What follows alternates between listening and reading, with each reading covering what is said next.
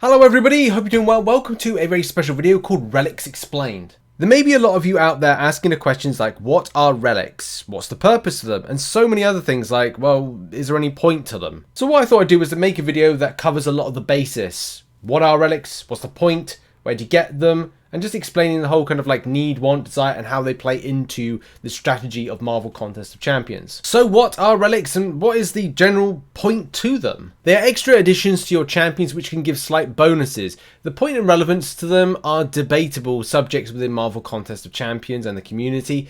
Are they a cash grab? Do they elevate the competition of the game? Are they more Battlegrounds orientated? It's certainly up for debate. Now on to the main question, how do they work?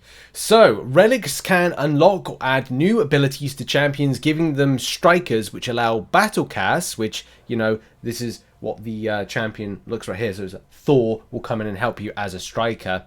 It will pop out and help you. Then by ranking, you can gain more abilities which add more damage, interaction, or buffs to your champion you bind them to. So how do you get relics? Well, first of all, you're given opportunities with the crystals in the crystal section, whether or not you go for an uncollected at the point of recording this video or a Thronebreaker relic crystal. You'll also obtain shards, which can be obtained from the side quests, the Battlegrounds store, possibly calendars and other type of side events, and Battlegrounds progression when you go up and win against people. Once you've got these relics, how do you rank them up? Well, you go to your Battlegrounds store and you pick up class and basic alloys, or you can go to your glory store and pick up some of those basic alloy and class alloy fragments. But also look out for events where you can get embers. Embers are your level up side of things. So you've got yourself a relic. You first of all leveled up the relic. You've clicked to insert a rune. You've opened up some crystals to get rank up materials for that relic. Well, then you can rank up your relic. Next comes the strategy when it comes to the relic. And who do you bind it to? This is when strategy becomes incredibly important. Whether or not you are doing this for champions you're going to have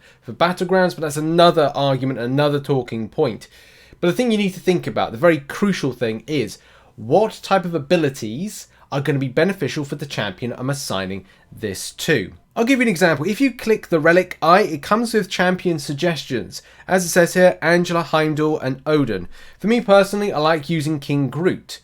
Because this particular relic says that last hit grants an aptitude buff, increasing potency of fury, armor up, and precision buffs, I know that with King Groot, I get myself fury buffs on the rotation of when he switches to the fury buffs or he switches to the regeneration. So for me, I am going to select a champion that I personally enjoy. I could choose any champion. You could choose any champion. I could choose Medusa, but I'm choosing King Groot. So my idea is to bind it with that champion to exploit and improve the fury buffs that the champion possesses, because they use the champion in an offensive manner. But as I said, you could use this in a better strategic way to use the champion in things like Battlegrounds and stuff like that. And this is the important thing. Your own personal preference is important, but also choosing the right relic for the right champion is an important thing as well. Like another such example is that you've got Wolverine, and Wolverine has regeneration, something that would be beneficial for another mutant champion that has regeneration. With Ant-Man, Ant-Man has a Power Sting debuff. Now there are some amazing science champions, Spider-Ham for example, that will have some sort of Power Sting, the same with Yellow Jacket, so definitely there is going to be some scope to choose champions that fit the bill when it comes to relics. So the question is, should you get relics assigned now?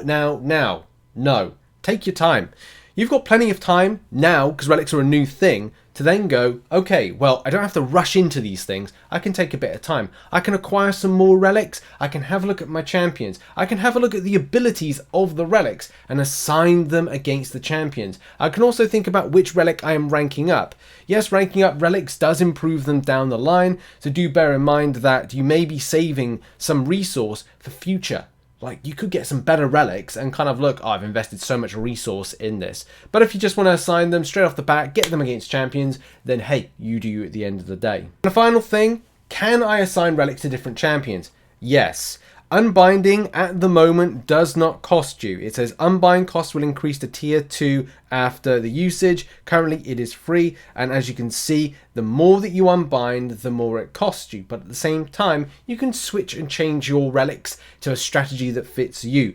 But do bear in mind, the further you go when it comes to the tiering system, it will cost you. So you have to be very sure about these things at a later date. It's good that we get at least 6 opportunities to unbind for free before it costs. So plenty of time and scope to kind of make sure that if you've made a bad decision, that you can make a good decision down the line. So good luck in your endeavor to get relics. It is very much debatable what these will do from an impact in Marvel Contest of Champions, and as well the extent of the further you go, the further ranks you get with relics, the more you can unlock when it comes to the runes, and the more you can unlock with the rank up materials, the extents and endeavor to get more relics, dupe them, and take them further is a bit of a slog. It's very grindy. But if you like relics, you like relics. If you don't, then sadly they're here to stay. So unfortunately, it's time to get relicking, baby. And yes, the acquisition is on. I hope this video helped you out in understanding relics a bit more. I wish you well in your acquisition and your ranking up of relics and assigning them to champions.